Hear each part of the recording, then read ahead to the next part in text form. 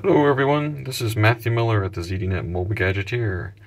As you can see on the HTC Touch Dual, it's now 3:07 a.m. in Amsterdam. I've had this device for a couple days after winning it in the Astroware Casino contest at Mobius event here. I just wanted to run through a couple of really cool features in the Touch Dual, especially compared to what I saw in the first generation Touch. This is loads different with double the processor speed. It's up to a 400 megahertz processor, 128 megabytes of RAM, and 256 megabytes of ROM, and some couple cool new features in the Touch. So let's run through some of that. Okay, here's the HTC home screen. It hasn't changed much from the Touch first generation, but let's go through two things that have changed, and maybe when I get home I'll do a longer video review after I've had a couple weeks of the device. So we slide up. Now be aware I'm doing this, I'm trying to do this one-handed because I'm going to be recording here while I'm holding, I didn't bring my tripod, so I'm recording with the Nokia N95. So as you can see, hopefully there's music, photos, and videos. Now music and photos have changed a bit. So let's take a look at music. And this is the audio manager, the new HTC audio manager. And as you can see, this is kind of like the main audio manager screen. It has all songs, playlist, artist, album, genre, composers, and protected if there's protected. I'm gonna go ahead and go to genre real quick. And as you can see, you can scroll up and down real easily. And start this podcast. So as you can see the new player interface, it's very touch friendly with big buttons. Now we can play, you can control the volume right there. I don't know if you listen to the Forcecast, Star Wars podcast. So that's a quick look at the new audio player on the Touch.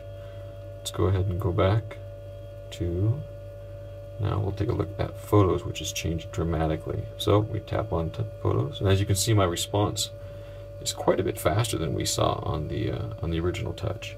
And tapping photos takes it automatically into landscape.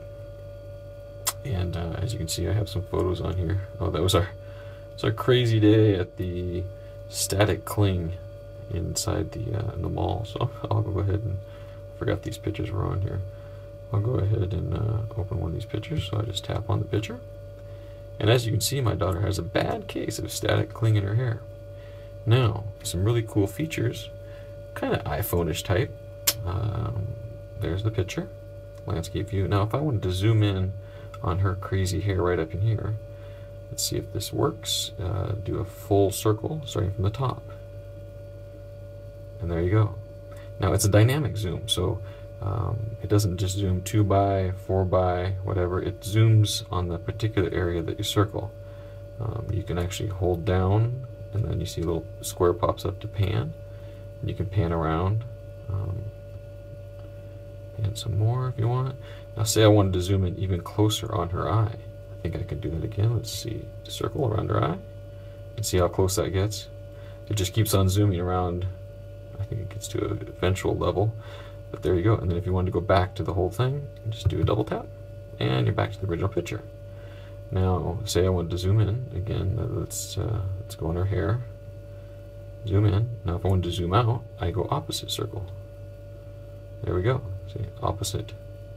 Now, let's go back down here. Now, if I wanted to go to another picture, I just flick. There we go. Another daughter, and flick. And there we go. Flick back and forth.